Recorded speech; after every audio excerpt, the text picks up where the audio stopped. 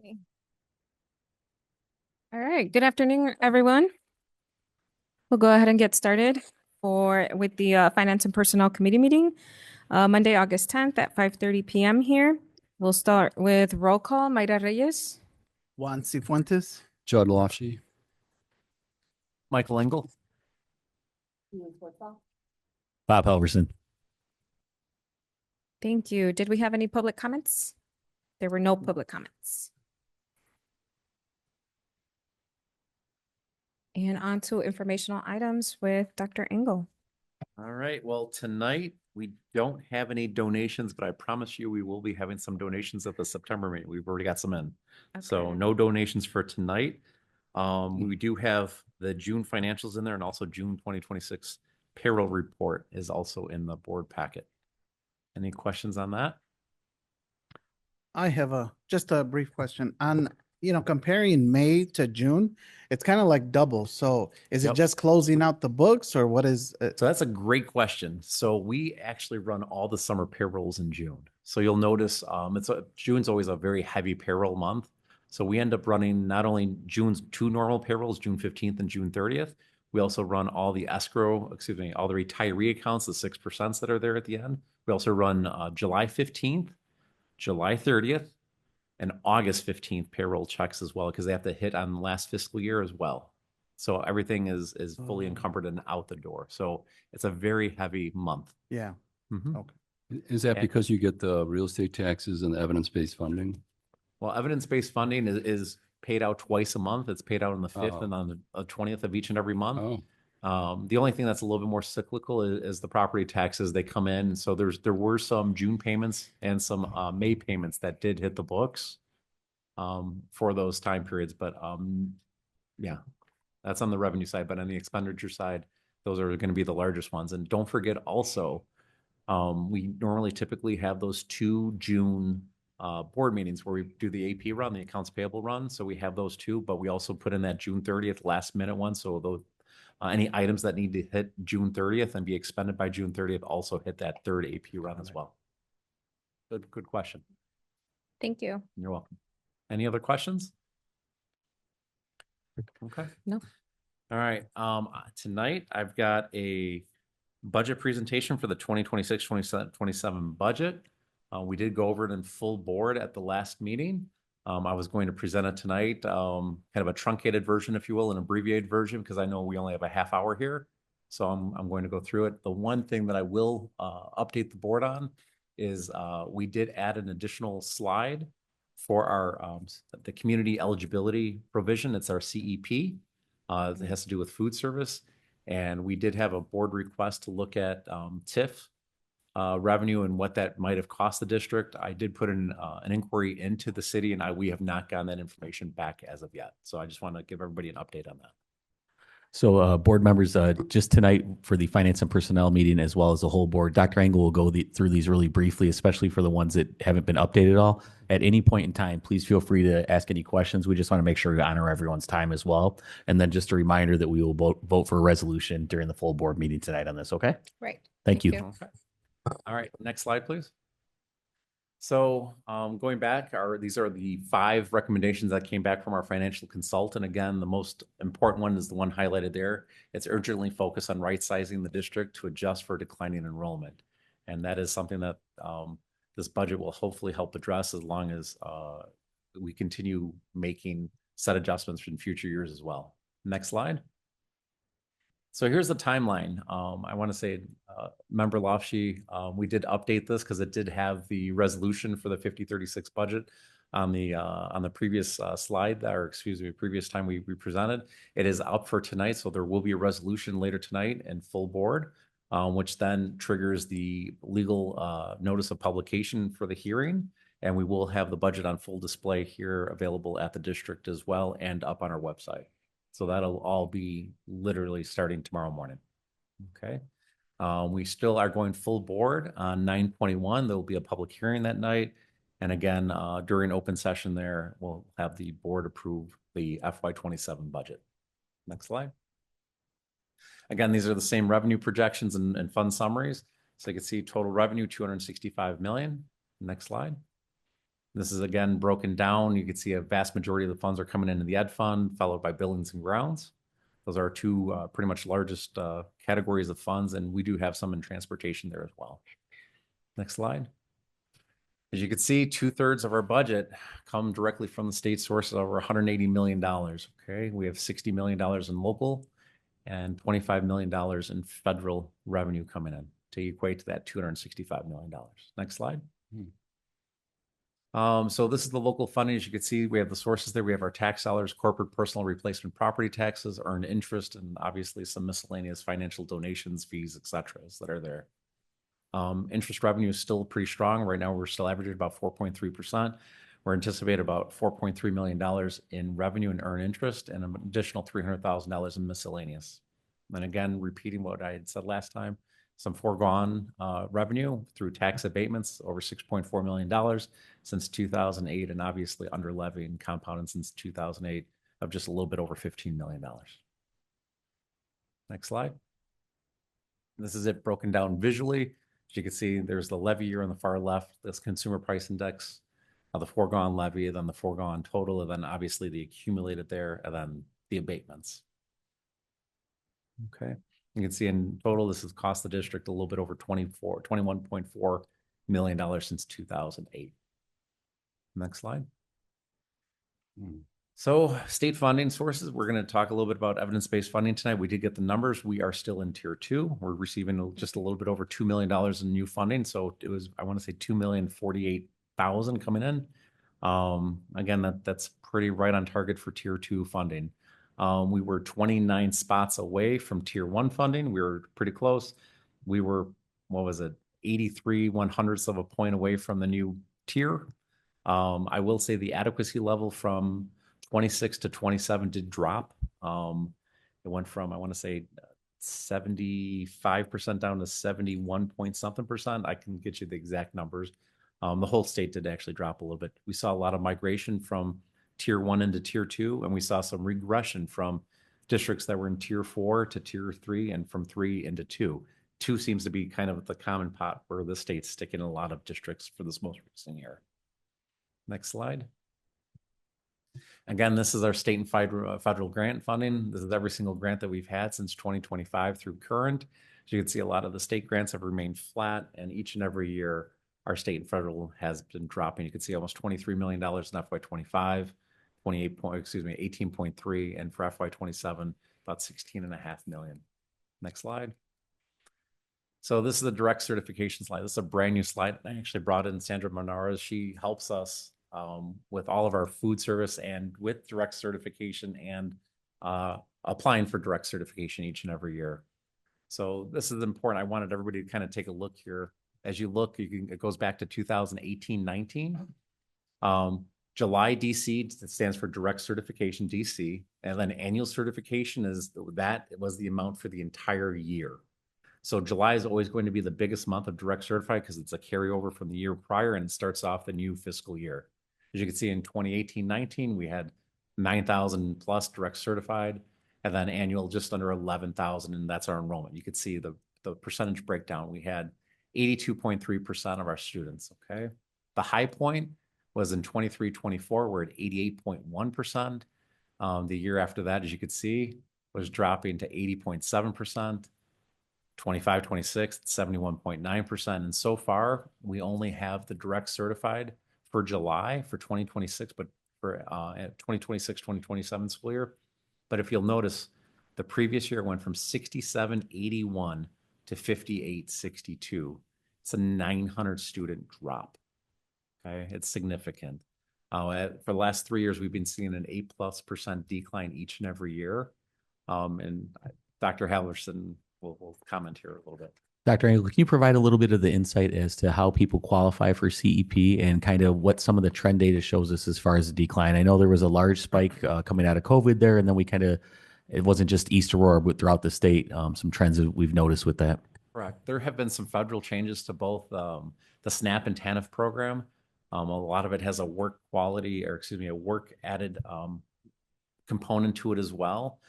They've also made it a little bit more difficult to apply. The federal government has.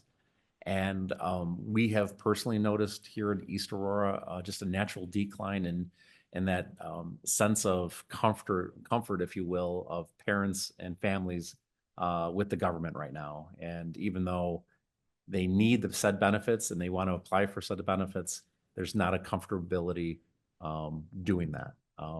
That's the one thing that we have noticed. It's become more and more difficult. Yeah. I don't really understand its direct certification, what this. So our direct certification relates back to our national school lunch program. Okay. Oh. This keeps us either at a free and or reduced status with the state. Mhm. Currently, right now, if we keep declining at a faster rate, the feds have a multiplier in there. So basically stating if we have a 62.5% free, okay, they do a 1.6 multiplier to get us at 100% of adequacy, or excuse me, 100% free and reduced for everybody across the board. There's no paying for any type of meals. Okay. This year we landed at 99.81%. Oh, wow. Okay.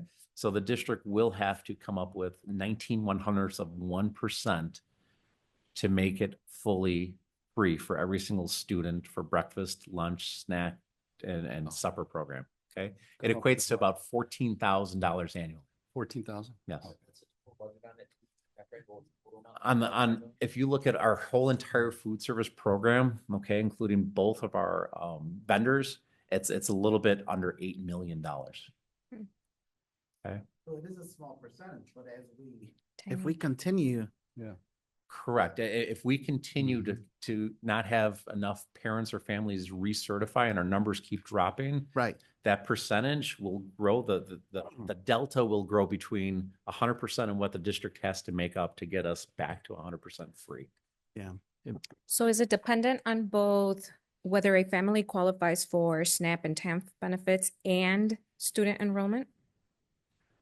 Well, it's more of a direct correlation to who can directly certify and not necessarily with enrollment. As enrollment goes down, also the percentage of folks need to keep re-enrolling. Does that make sense? Like it would makes no difference if we have 10,000 families or 5,000 families. We are looking for that 62.5% number. That's the magic number to get us at 100% free. But is it something like our families just aren't filling out the certification, or is it the district does the certifying? We cannot certify on behalf of the family. So it's the families having to go back and recertify, but there have been additional federal, let's call it hoops. Yeah. For families to jump through to recertify. So do we have a system to see which of our families like were certified that now aren't certified? Actually, we have direct certified data that we can go through year by year and Yeah. see, and it's in the student information system. We can see exactly which student qualified from one year and then kind of disappeared the next year. We could start looking at some of that information. Yeah. But it's not necessarily reaching out to said students, reaching out to said students' parents and guardians to kind of go what if something changed or something happened or if a status changed or et cetera. One of the things we're considering, or we're looking at some outside the box thinking with this, is all of our students in the district get free fees. So there's not really an incentive when it comes to the fees side of stuff anymore because all of our students get that. It would not be prudent for us to go back to our parents and say we're going to start charging for fees. But one of the things we want to continue to do is educate our community on how this impacts the ability to provide free and reduced services for our parents and our students. And then potentially for a small period of time, hire somebody on that can help our parents with this. So we're thinking outside the box a little bit on how we could do this because we know it is a big it's a big financial burden for a district if we moved away from this, but it's also a financial burden that we don't feel good about passing back to our parents. So we're trying to levy some different ways. We could look at some alternate means to support this. So that is one of the things we're going to have some further dialogue about that I'll be coming back to the board with. We've just started talking about it in executive cabinet a little bit. It's good that we're catching the trend now, because it's only costing us $14,000 right now. But if we don't fix this trend over the years to come, it will have some direct impacts on our revenue side of things as it pertains to being able to provide free lunch, free breakfast, and some of that dinner service to our students. So it's something that, once again, the trend data is there, and now it's on us as a district to make sure we act on it in a timely manner. And we'll be coming back with some alternate ways that we can help with that for sure. Yeah. So, and I will say, I'm going to take this kind of 2 steps further. The direct certification also has an implication on our E-rate, which helps with our technology. That's our telecommunications. and any type of equipment that we need. Right now, we get a 90% discount for category 1, which is any type of connectivity. So we only pay 10%, okay, based upon that. And category 2, this is for internal connections and hardware and everything else, which we're on a 5-year cycle. We get approximately $2.4 million or an 85% discount on that. And as we kind of keep lowering, if you will, because you could be over 100%. And for many years, we're over that 100% threshold with the community eligibility provision. But as we kind of go forward, I don't want to lose out on additional funding sources that are there that are based off of this. And one other one that's directly based off of this is also our low income for evidence-based funding. So that's the largest one. That's 2/3 of our state funding, or 2/3 of our total funding comes through evidence-based funding. And that low income, that LI within their calculation comes directly from the direct certified. One thing to note with that is the state does have the hold harmless in place. So the LI doesn't impact it right now, but that's once again why we need to get out in front of this and make sure that we're making some drastic changes to change this trend moving forward. Absolutely. Any questions on the direct certified slide? Because this was the new slide, so. No. All right, No, next I don't slide, think please. so. Okay, here's our expenses by fund. As you can see, education is our largest fund at a little over $212 million.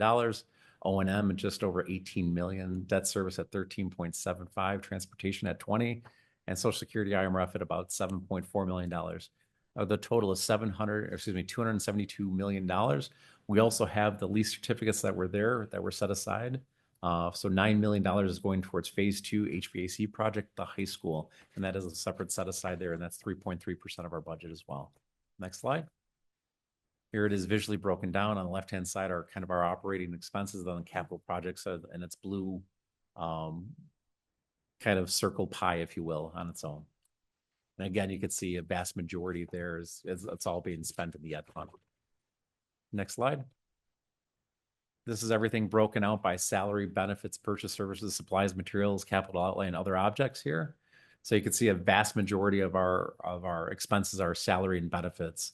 Roughly about 2/3 of our expenses are purchase services at 19%, supplies and materials at about 5.5%, capital outlay at 0.5%, and then other objects at 9%. Next slide, please.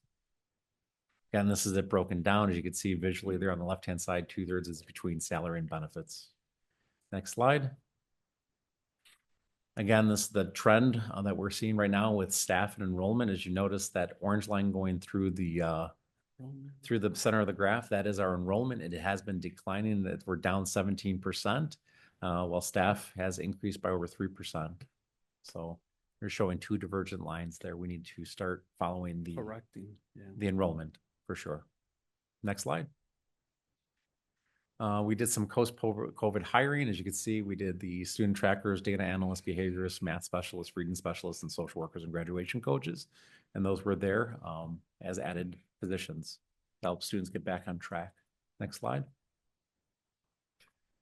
So as I stated before, as you guys can see, this is a kind of a bar chart shown in blue there. The blue is going to be our purchase services, and that orange is our supplies and materials for each and every year. And we were able to buck the trend there in FY26. Dr. Helverson kind of charged us to reduce supplies and materials by 10%. We actually ended up reducing by 38.5%. And we did buck the trend with purchase services. We saw typically, if you look at the last previous years, about a 9% increase. We were to take that down to a -1% from one year to the next. Next slide. Here's some cost saving measures that we have done. I'm not going to go through all of them, but you can see the actualized cost savings. This is a lot of them were through retirements and non-replacement, about 8.6 million, and then projected future cost saving, alternative funding, et cetera, about 4.1 million. Next slide. So here's some additional ones that we will be working on through FY27. Again, we're going to have to work on aligning staffing to a student enrollment. We're going to have to look at department and administrative FTE, building utilization, and additional competitive grants that may exist. Obviously, looking at best practices for bids and RFP. There's going to be one later tonight to look at as well. Looking at some program reviews, countywide sales tax, departmental efficiencies, retirement incentives, and then HVAC energy audits. Next slide. So this is also a new slide. We ended up reaching out to the state and I ended up talking to Dr. Matthew Seaton. And I kind of wanted to kind of reassure the board and the public a little bit here. So in FY26, 75% of all school districts had a deficit budget, okay? The number of school districts having, it's up 35% from FY25. So those are kind of the big things. And then one of the things that was talked about through ISB was attributed to the COVID bloat, where a lot of school districts were adding additional FTE to help combat the learning loss that was there. Again, we're in the same boat as many other districts. I would say we're actually a little bit more fortunate because some districts have flatline student enrollment, some actually have enrollment going up. Our enrollment is declining. So we're able to take advantage of some of those right sizing measures that could be taken into place. And again, the district fund balances, we've had strong fund balances and kind of weathered the storm for a year or two, but this is not something that should be No. brought out many, many years. So, and again, it goes back to Dr. Grossi's recommendation there, urgently focus on the right sizing the district's budget to adjust for the decline in enrollment. Next slide. So in summary there, you can see our revenue of 265 million, expenses at 272. We have a $6.8 million deficit. And then we also have our phase 2 capital HVAC project at the high school of an additional $9 million. Okay. We've been able, based upon the original assumptions that were run by Dr. Gross, we've been able to half the deficit, but we still have a long way to go. Any other questions so far? I thought the deficit was 9. The last budget presentation? No, I it's think that- 6.8 million. Yeah, the 9 million was up there before board member Lofsky was just at phase 2 capital projects. You might have been thinking about that, but no, it was the same. 6.8 was the same thing that was up there previously. And but we're using the lease certificates for Correct. okay. No, the funding sources there are through the lease certificates. So we're going to use that for phase 2 and for phase 3 HVAC at the high school. Yeah. Perfect. All right, next slide. Any questions? No. No, I don't have any. And I know Dr. Engel had to go through a lot of information there. We've still got a lot of agenda items left, so he's going to go pretty quickly through these. But if you need us to stop at all, I just want to make sure we honor the time because we have another meeting coming up at 6. So I'm going to go right back to Dr. Engel. Thank you, Dr. Engel. Absolutely. So next, can you guys hear me okay? So next on the agenda is we were looking at doing a district appraisal. So this is not necessarily like when you think of an appraisal, think of like an industrial appraisal for the district. It's part of our CLIck program through Gallagher Bassett to help give out insurance information to make sure we're fully insured and make sure that we're insured to proper areas as well. It also does an accounting of all of our fixed assets and any type of furniture or anything else that's over $500 in value will be asset tagged. And there's a huge discount in there through industrial appraisal. The whole thing would have to be done at the second half of 2027, which is actually technically early 2028, at a cost of $69,800. If you have any questions, let me know. But it's best practice to do this every 5 years. And I've went back and looked at records, and I have not seen anything done in the last 15 years. Oh, So, wow. Okay. All right, next one.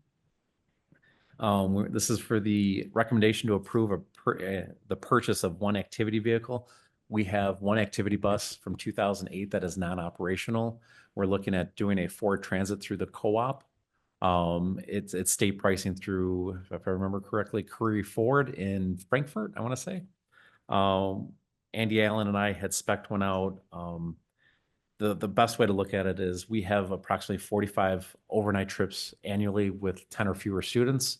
The bus obviously, or the activity van will either seat 12 or 15 depending on the configuration. Just the cost savings alone, instead of having this go outside third party versus in-house, the return on investment is less than 1 year. So yeah, we're actually pretty happy about this. And we want to do one instead of bringing two to kind of do proof of concept. And then quite honestly, over time, kind of add to the fleet because we do see some additional use that could be coming out of NJROTC, bowling, and the golf team, and also multiple clubs as well that could be used throughout the year. And if the proof of concept does eventually pay out and we can document the 1 year cost return, it would be nice to have kind of a fleet. So adding one each and every year going forward, and then have like a 6-year rotation of taking out the old one and kind of using that as a down payment towards the next one. Okay. That's Really going to be quick, is the recommendation for 1 or 2? 1. So the memo under the recommendation heading says 2. Oh, well, it should be for 1. Sorry, Okay. for 1. Thank you. It was originally 2, but we decided to go 1. The Sounds cost good. looked a little better on the 1. Thanks. The next one there, it's audit services for RFP. Again, this is a best practice. We've been with the same auditor for many, many years. It's actually a really good idea about every 5 years to go out for RFP, get a different auditor looking for different things. It's best practice. It also helps our department grow and function and become more responsive to what others are looking for as well. And that is what we're looking for. Okay, so that's on there. I provided kind of a timeline on there as well. And I also included the RFP. We would probably come back, I would imagine, sometime in October or November for approval and kind of go through what came back as far as RFP results. Next one is our CEP information, which we just kind of went through. It's a great memo. So if you have a minute or two, please read it. It's just additional information on how CEP works, how it affects, and what legislative changes have been made over the last year or with the new administration in office. So that requires no action, it's just informational there. Okay. The next is going to be, Daniel's going to be going through the recommendation to approve the purchase for referral GPS. Good evening, everyone. In efforts to keep this informational and brief, if you remember back in April, I presented on referral GPS from the city of Aurora for a grant of $62,000 to support opioid use and substance abuse.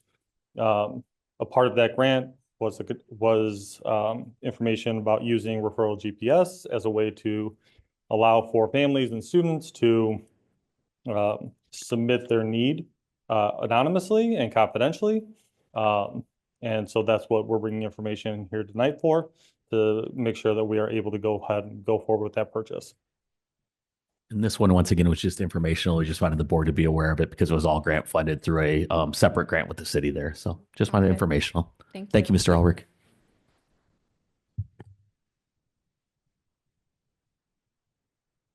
Okay, moving on to discretionary FTE for support staff. Essentially, what I want to provide the board with was just an update on our staffing related to our TA positions.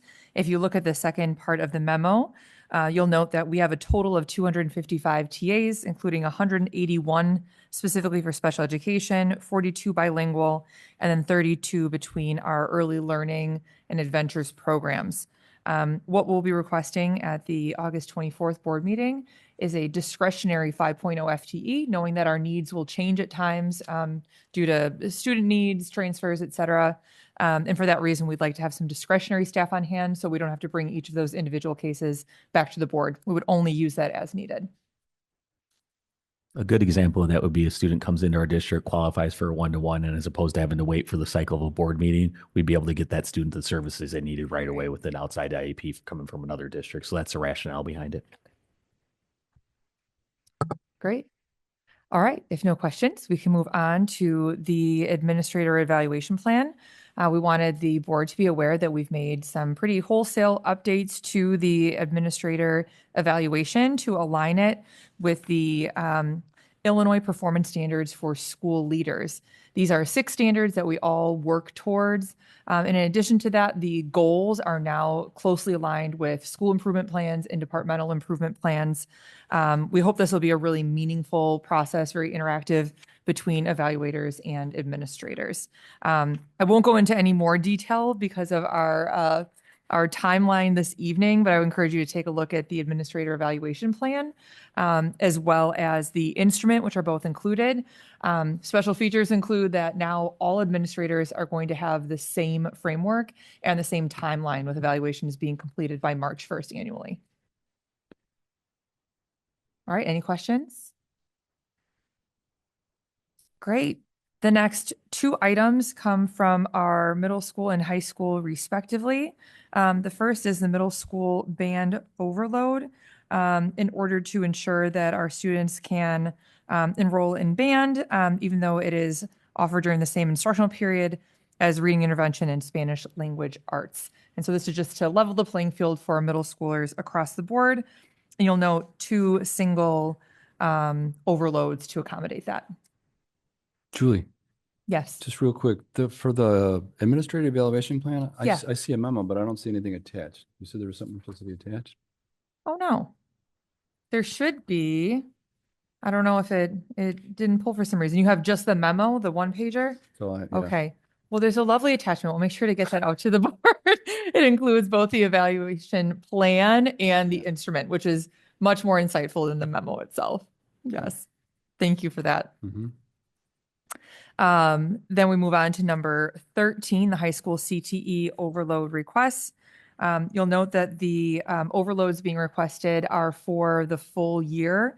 So you can see the individual courses in order to meet the instructional needs of our students, so that they can have those opportunities that wouldn't otherwise be offered. And it's noted whether it's just semester 1 or semesters 1 and 2. That will also drop on August 24th. And then moving on to our final item, almost right on time, we have our press policy revisions out of issue 122. You'll note that there are quite a few revisions here. Many of them are just minor language changes. Some of them were just cyclically, being updated every 3 years. What we did want to point out were 2 particular items that have a bit of a change from the recommendation from press. One of those is under 2:42, Board of Education student appointment to the school board. We have gone ahead and adjusted this to match our practice internally so that the student board member term is August to May of the student's senior year. Student board members are selected by the second board meeting in May, and they're seated by the first board meeting in August. And then there's just an update to the verbiage around responsibilities. The other one we wanted to draw your attention to actually falls on the 3rd page. This is 5:240, professional personnel suspension. Our attorney recommended a slight tweak to this language to ensure it targets the appropriate audience. You'll note that there's a modification to the term professional employee. Originally, it stated a professional employee means a non-administrator who holds a professional educator license. It now reads a professional employee means an employee who is required to hold a professional educator license. Small difference, but what that means is that only positions for which a PEL is required would have this application, not other individuals who happen to hold a PEL. All right, and I think that wraps it up. Any questions regarding press policy update in issue 122? Fabulous. All right, thank you. All right. Well, thank you so much. And at 6:03, the meeting is adjourned.